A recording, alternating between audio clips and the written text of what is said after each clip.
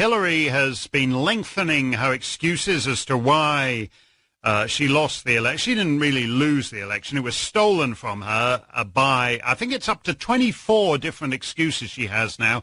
Number 24 is content farms in Macedonia. And as I said, my grandfather was a Macedonian content farmer, and we often think about, gathering on the porch and recalling the old days on the Macedonian. He never thought that the old content farmers he left behind in Macedonia would one day steal the U.S. presidential election. They are gnarled, hard-working Macedonian peasants. And the way they were able And welcome to the Macedonian Content Farmers Podcast. My name is Jason Miko. I am coming to you from the foot of the Catalina Mountains in Oro Valley, Arizona. It is cold and gray here, as is appropriate to an early day in January. Actually, 1/3 of the way through the new year. It's January 10th, Thursday already. And my co-host is? Cvetin Chilimanov. I'm calling in from Skopje, the Republic of Macedonia, as it shall remain for us at least. Here, here. Even though there are feverish attempts ongoing to try to change the name, but it appears it's not to be going so well. At least today, we are recording on Thursday evening Macedonian time, and apparently they do not have the votes yet, even after defining a 2/3 majority as 80 votes, not 81 as it should be, and still they are short, and we'll see what happens tomorrow. It's still most likely to pass. It's still most likely to be adopted in the parliament, but it's been a disastrous procedure so far. Yeah, my understanding, so they convened on, well, let's see, we had Christmas on Monday. I hope you had a nice Christmas. As could be expected under the circumstances, but it was nice. All right, great, good. Well, we had Christmas on Monday. Tuesday, people's just starting to get back to kind of the swing of things, sort of. Wednesday, I guess, was the first day that the parliament convened, correct? Yeah. And no votes, no dice. And then Thursday, today is Thursday. Haha. Almost Friday there. Still Thursday here. So no votes, no dice. And so you're saying tomorrow they're going to get together again and give it the old heave-ho. Yeah, it's planned for tomorrow, for Friday at noon, Macedonian time. So as Cvetin, as I peruse the news, I see various things coming up talking about one of the problems that the Prime Minister is having in trying to sell out Macedonia is that he can't get the small minority Albanian party, BESA, to agree to this. Is that correct? Yeah. BESA what do they want? They had like 5 votes in parliament. They were trying to replace DUI as the more honest, not as corrupt new party, yeah. Which is not very difficult to run as the less corrupt party compared to DUI. True. And they're Erdoganist essentially. They had this big thing when Erdogan's coup was defeated. They were celebrating, etc.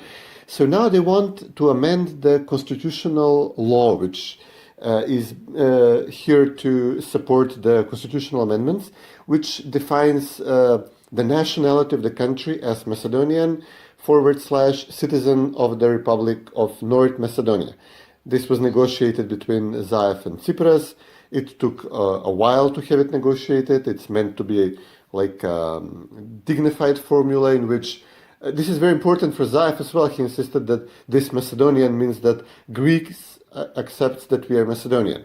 But then he would turn around and tell them, but again, of course, it only means citizens, not citizen of Macedonia, not nationality. But then he'll turn to Macedonians and say, yes, but this guarantees that Greece accepts our ethnic identity. And then he'll go back to the Greeks and say, no, it's just citizenship, just a legal contract.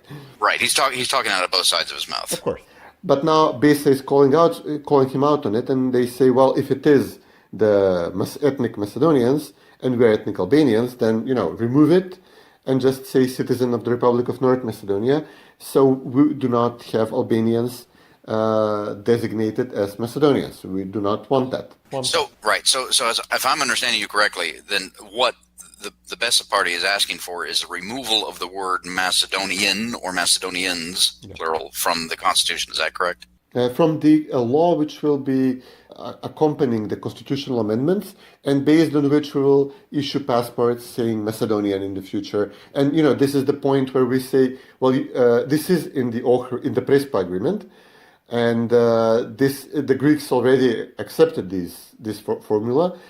But if we now delete it on their own accord, the Greeks will say, well, great, you yourselves acknowledge you're not Macedonians. Right.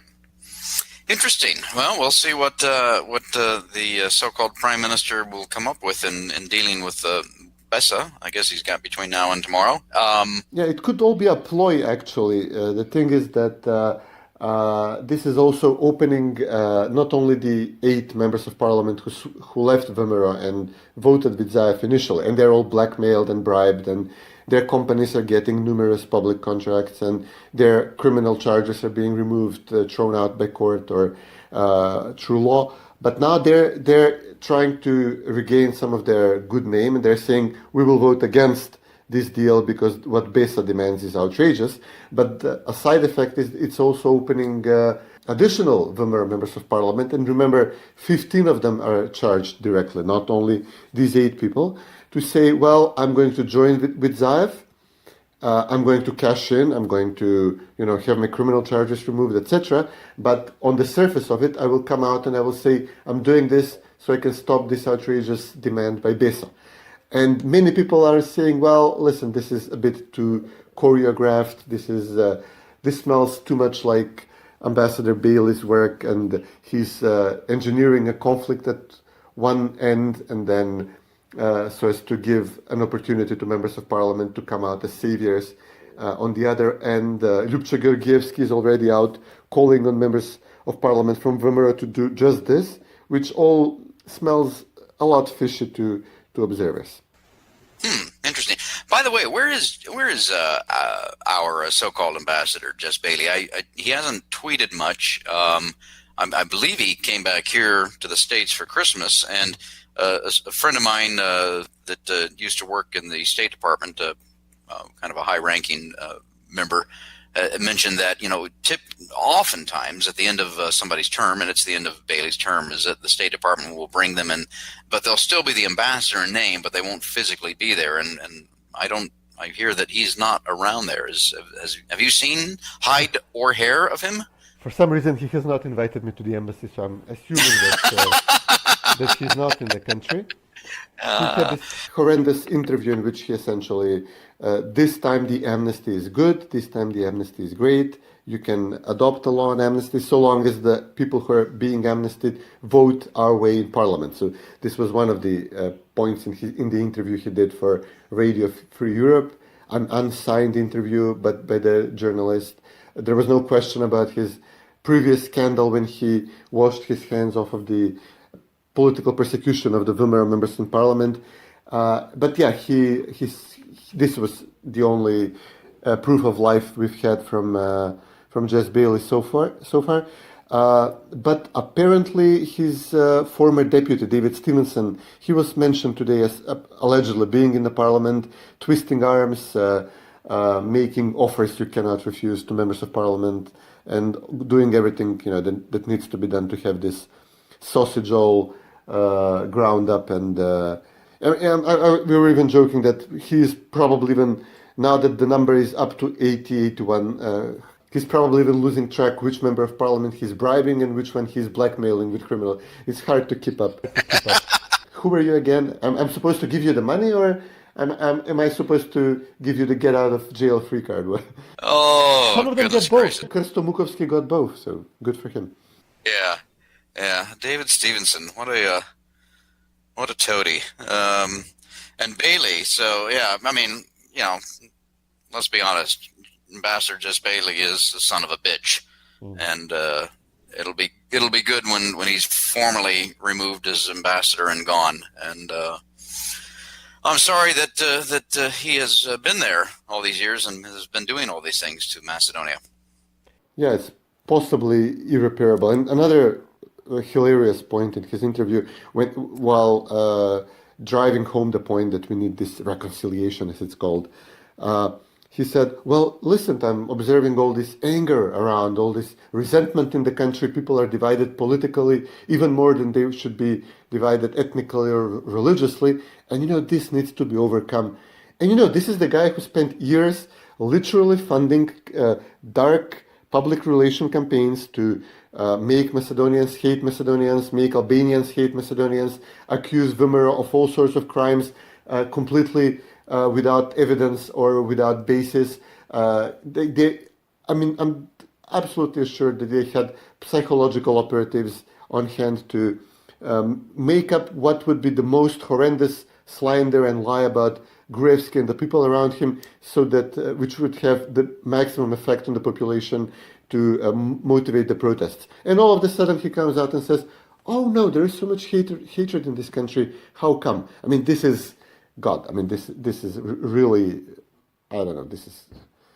Yeah, well, as Cvetin, as we've talked about on this podcast before, and as I've written numerous times, and it's not just Jess Baily, it's other Western ambassadors there as well, but I think that he's really led the charge, and he has contributed to this atmosphere in which the Macedonian people really no longer put their faith in democracy as a concept and as a philosophy. He has contributed to the fact that Macedonians have really lost faith in democratic institutions, in the government, in the judiciary, even in the military, and the army. I think, unfortunately, certainly in the police, he has contributed to the fact that Macedonians really, don't have a very high belief or what's the right word I'm looking for? They don't have a high appreciation for NATO and the European Union, the two institutions that the government ostensibly wants to join. He has contributed to the fact that there has been an even greater rise in the level of distrust between the ethnic groups in Macedonia and between the political parties, between the two main ones, Vomero and Citizen. He has really done a lot of damage in Macedonia and contributed to this demise in the faith in the West. And I lay that squarely at his feet, along with Charles Garrett and some of the other ambassadors and former ambassadors there. And then he goes and he asks questions, as you're saying, why all of this anger and angst and frustration? Well, it's because of the strong-arm tactics that the U.S. Embassy, that the European Union as a whole, that the various individual member states of the European Union represented there in Macedonia, that NATO, etc. These strong-arm tactics, the Balkan methods, as Johannes Hahn said, that have been used as a cudgel to force Macedonia into something that it doesn't want to be in, which is a change of its name, its identity, its constitution, its heritage, its language, history, culture, everything. And that's no way to build a consensus. Yeah, precisely. I mean, he inherited a country which was over 80, likely 90% supportive of EU and NATO membership, of course, under dignified terms. And eventually he holds a referendum on joining EU, NATO, and accepting the deal he negotiated, essentially, and I assume the other U.S. ambassador in Athens. And 36% of the people show up, and this after so much ballot stuffing. And out of this 36%, you clearly do not have the majority of Macedonians on board, not by a long shot. You have to fill up the numbers by ballot stuffing in the Albanian districts. It's a complete disaster for what should be one of the policies of the U.S. government, winning hearts and minds for your positions in the future of leading this region forward. And right, that's just what you don't want to have in NATO or in the European Union is the population of a nation that really hates you and is angry with you for what you have done to them. And that's exactly what is happening with Macedonia. It's what happened with Montenegro. And I know we've talked about this before, that 36% of the population of Montenegro wanted to join NATO, the rest did not. And then you had Milo Djukanovic, who was the off-and-on prime minister-president for a quarter of a century in Montenegro, well-known criminal, cigarette smuggler, etc. And yet they forced Montenegro into NATO. There was a great article today by one of these leftist SDSM supporters internationally, and he says, well, listen, hang on, everybody. What we're doing here is we're bringing all these countries in, but then we get Salvini and the Polish guy and the Hungarian guy, they're running the place. And, it's the only option for us if they're so insistent. And Merkel today in Athens and, even Trump administration officials coming and saying, join NATO, join NATO. Well, okay, if you so insist, our way forward is to embrace this thing, embrace the rot, we'll be in, and if it's acceptable to lie, cheat, issue pardons around, steal money, we'll do this on the European level. We'll blackmail you for every vote, we'll try to muscle in as much as we can. After a while, it's no longer going to be your union, it's going to be our union. And by our, I mean the worst representatives of our own people with the worst deficiencies from the several past totalitarian systems we've endured. We have really elements in Tsar's rule of both Ottoman-style corruption and communist-era totalitarianism and quashing of opposition. And this is what you'll get inside. And after a while, I guarantee you, we will be there with Hungary and Poland and Italy and whoever is the nationalist flavor of the month. And instead of, Poland saving Hungary from Article 7, the sanctions in EU procedure, we'll be there, we'll be demanding Article 7 procedures on Germany for violating the borders rule or whatever. It will be our union, it will no longer be theirs if we join under these circumstances, under these conditions, which is by using the worst among us. Right.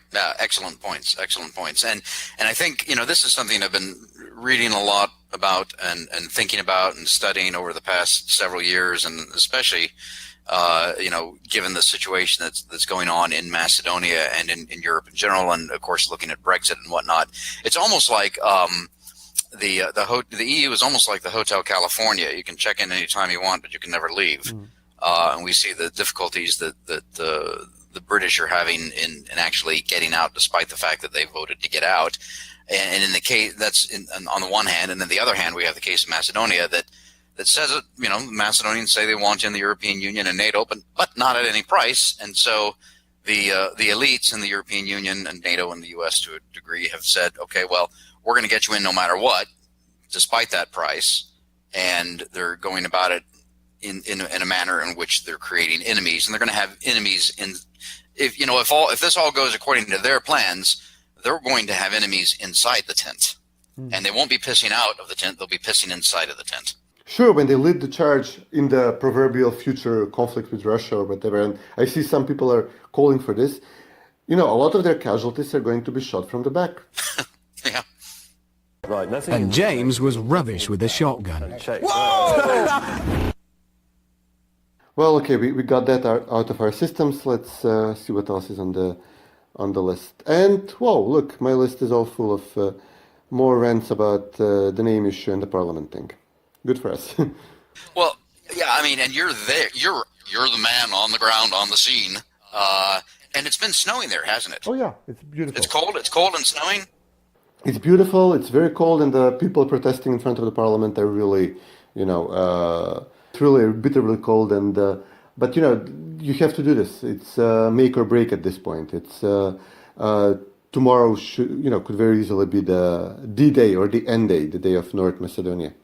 Right, which of course, thinking people around the world will never say that, except Angela Merkel, Mutti Merkel, who apparently is not a thinking person, because apparently she is in Athens today. I think she's there tomorrow. She gave a number of interviews. In one press conference, she said, quote, North Macedonia 3 times. Actually, the quote is, here's the exact quote. I just found it here on the interwebs. She says, quote, I believe a North Macedonia solution creates clarity and allows North Macedonia the opportunity to join NATO and the EU. It also helps Greece. It gives Euro-Atlantic prospects for the Western Balkan states. It benefits not only North Macedonia, but Greece and Europe, unquote, in quote, she told reporters at a joint press conference. So it's already, part of the German plan, to start calling it North Macedonia even before the bodies are warm. No, we haven't been killed yet. We're still alive here, You're still alive, right? Yes, it's a Monty Python skit. I'm not dead yet. You'll be shut up. You'll be stone dead in 5 minutes. Yeah, she's and then basically that is. Germans always plan ahead. Yeah, that's part of the Germans. That's true. We'll give them credit for that. They always plan ahead. Of course, if all of their plans come together, a unified and complete European Union with all of the states of Europe in it, whether they like it or not, will then constitute the Fourth Reich, of course, which is probably what their plan is. But going back to that's down the road. Going back to what Merkel said here about North Macedonia, I do think that is part of the plan of certainly the German government. It'll be very interesting to see, assuming that there's a vote passed tomorrow in the Macedonian parliament, how quickly the individual so-called sovereign nation states of Europe, as well as the Obama State Department and others, start using the term North Macedonia. Well, in German, it's even worse. In German, it's North Macedonian. It's one word. It's not even... One word. Right. Okay, interesting. Yes. Can't even hope Get a language lesson here. Can't even hope for a language designation of North Macedonian, or Macedonian without the North. It will be North Macedonian language. It will be the North Macedonian folks. But there was a climb down. You saw this today with Manfred Weber, who is her handpicked, apparently, future head of the European Commission. So this morning he was speaking to this far-left news site in Brussels, and he was saying, yes, finally, FYROM, as he calls us, join, EU, whatever, accept this name deal. But they have New Democracy, the Greek opposition party, the Conservative Party, which is member of the EPP of Manfred Weber's party, pan-European party. European People's Party. Yeah, they oppose this, and by the evening, apparently, the New Democracy people, Mitsotakis, Bakoyani, who actually, submitted the veto against Macedonia in Bucharest in 2008, and they forced him to climb down from this position. And he's now saying there was no interview. I understand the position of, New Democracy. They will lead Greece to prosperity, blah, blah, blah. I understand their sensitivity on FYROM. So, Merkel is meeting New Democracy apparently this evening or tomorrow, and she will either break them or they break her, depending on who is more involved in this. I don't get what she gets out of this. I mean, after all the experience she had with the Greeks, she now wants desperately to bring in the poorer and under Zaev even more corrupt Greek cousins into the Union. I mean, what good will she get out of this? I have no idea. This is a disease. This is a cult. To keep expanding the Union and keep reinforcing it inside. I don't know, does she want to be the next European Council president and then rule over... Why couldn't we just be in a trade union without any, further political association? It's better for us, it's better for them. We won't be stealing that much of their money. And I mean, God. You mentioned, you said the word cult there, and that's what it is. It's part of the cult of global governance, in which, at least in the West, and this is primarily the countries of Europe and the United States, as well as, Canada, Australia, New Zealand, etc., would all be a part of this cult of global governance, where everybody, the laws and the framework are designed by the elites within these countries and institutions, and they will be basically, forced on the world, certainly on the independent sovereign nation states that are going to lose their sovereignty under this cult of global governance. And those that don't want to be a part of this don't have a choice. We will have peace, and we will, if you don't want the peace that we offer, we will force it upon you, which of course is an oxymoron. So maybe that's what she's going for. You're right. I don't know. We'll have to wait and see on that. No, there were great comments today by both Mickovsky and Gruevski, who wrote from Budapest, and they were both making the point, we are for EU, we are for NATO. Not like this, not under these terms. Gruevski literally said this. I was working so hard for this, for a dignified, fair solution, but at one point, and he was apparently told by the Germans as well, directly, that if there has to be a deal, and this deal is going to be everything that the Greeks wanted. Nothing you want, you'll get nothing out of this. Even though, no domestic use of Republic of Macedonia or Macedonian, everything they want, you will get this. And he said, this is going to be a complete treason. This is going to be complete betrayal of Macedonian national interests. He writes this, and this is why I didn't do it, because on top of this, you will get the BESA demands that there are no Macedonians in the constitution. You're going to get like a million other things which will not be reported, such as allocation of resources, public hiring, etc. within the country, which is going to be outsized influenced by the now newfound Albanian political power. Now that basically we have a government which is not elected by ethnic Macedonians, which the majority of ethnic Macedonians are in the opposition, do not support the government. There's going to be like a million additional things on top of this. And Gruevski understood this, and he realized this, and this is why he would not sign on, he at one point he says, I know well, addressing the SDSM members of parliament, what pressures are in place, and he's essentially saying, you can trust me, I know what pressures were exerted against me by, we're assuming Germans, the Obama administration, Americans, everybody. And Mickoski had the same point as well. We do not get to join the EU with these kangaroo trials, with these manufactured charges, with arresting the entire opposition. This is exactly the opposite of European values. Yeah, European values. Yeah, joke. We're gonna mention them as cynically as we used to say brotherhood and unity, bratstvo jedinstvo. In Yugoslavia, it quickly morphed to brotherhood and bratstvo ubistvo, brotherhood and murder.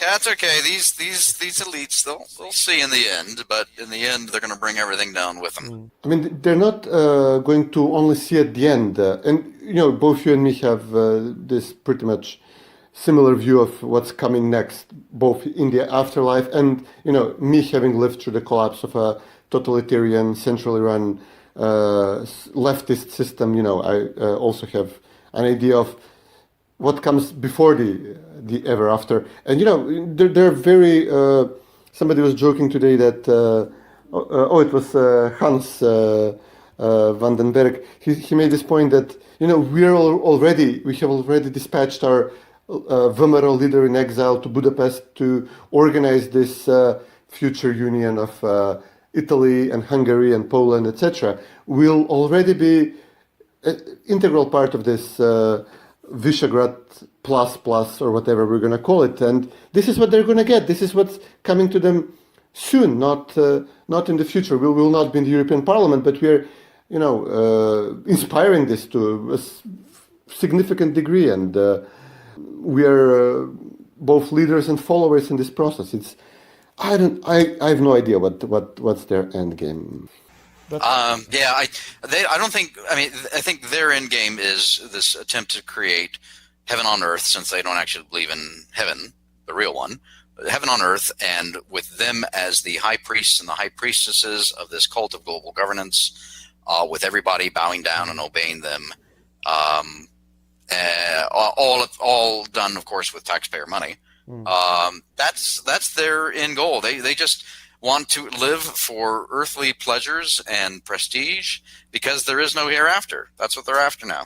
Oh, well, we've actually run this podcast in the form of an extended rant, and I'm sure our dozens of listeners will understand. It's been cathartic for us to get it out of our system. We have to. Bloody hell. We have to keep some structure to it. Well, we're almost out of time. We're going to do the farmers' picks at the end. I can go with, again, I've developed this taste for giving the listeners a flavor of Macedonian social media in the end of the podcast, and there's nobody better at this. There's this, I don't know if you know him, he was on Twitter, then migrated on Facebook, Martin Tolovsky. He was essentially not pretending, but he looked like, he was assuming the identity of Martin Protuger, the famous political advisor to Gruevski, but a very, or maybe a slightly darker personality than Protuger. And, he had this great comment today. We are going back to this BESA discussion that, now that the Albanians are demanding an arm and a leg and everything from us, that now the 8 members of parliament from VMRO, they are, saving us from even a worse deal than the one Zaev negotiated with the Greeks by not voting for it, etc. And he made this point, well, okay, thank you, for doing this. But he said the 8 members of parliament do not have to defend our identity this way. It will be enough for them to kill themselves, and then there will be no amendment to the constitution. So something to think about. No, that is dark. Yep. That is dark, yes. So And then he had another great thing, after there was actually a major development after the Gruevski Facebook comment. Gordana Yankulovska responded to him on Facebook, denouncing him essentially, his right hand, his closest confidant. She's now accusing him of missing opportunities to resolve this thing, I assume, in a better way. Right. And Martin just responds, "Dear Hugh Grant," this famous thing when she was recorded saying how she loves watching Hugh Grant movies to unwind, and it's this entire comment, but it starts, "Dear Hugh, I'm here writing to you all." I mean, it's not easy for her. She's facing all sorts of charges. She's likely being forced to do this. I mean, but yeah, you gotta get your laughs when you can in this situation. Indeed. So that's your farmer's pick? Yep, and I'm sticking to it. Okay, all right, that's your farmer's pick. My farmer's pick, I've got two because they're short, both from Twitter. One is from a Twitter user, Jovan Mateski, and there was a media article going around that listed with a graphic that listed the 7 steps to NATO membership. So he took it and he added his own thoughts to it, and he came up with his own 7 steps to NATO membership. 1, change your name. 2, change your identity. 3, give away your human rights. 4, give away your history. 5, ignore the will of the people. 6, openly show contempt for your own country. 7, full membership, maybe.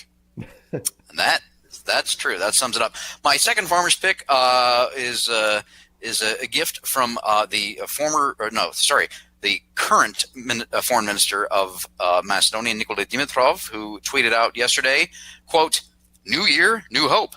May all states lead by example in clearing the snow in front of our doors.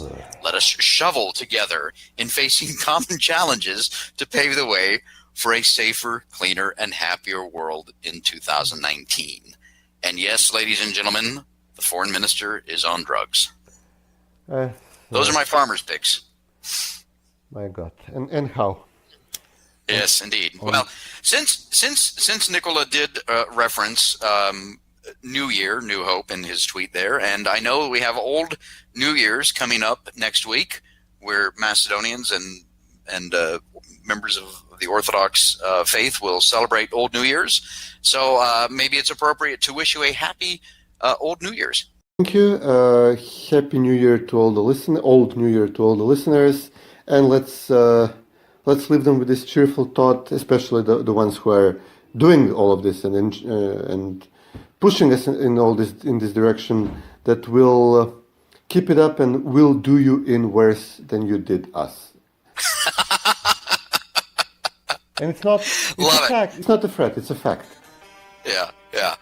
Great. Hey, Cvetin, always great talking with you and discussing these things, and we'll look forward to talking to you soon. Likewise.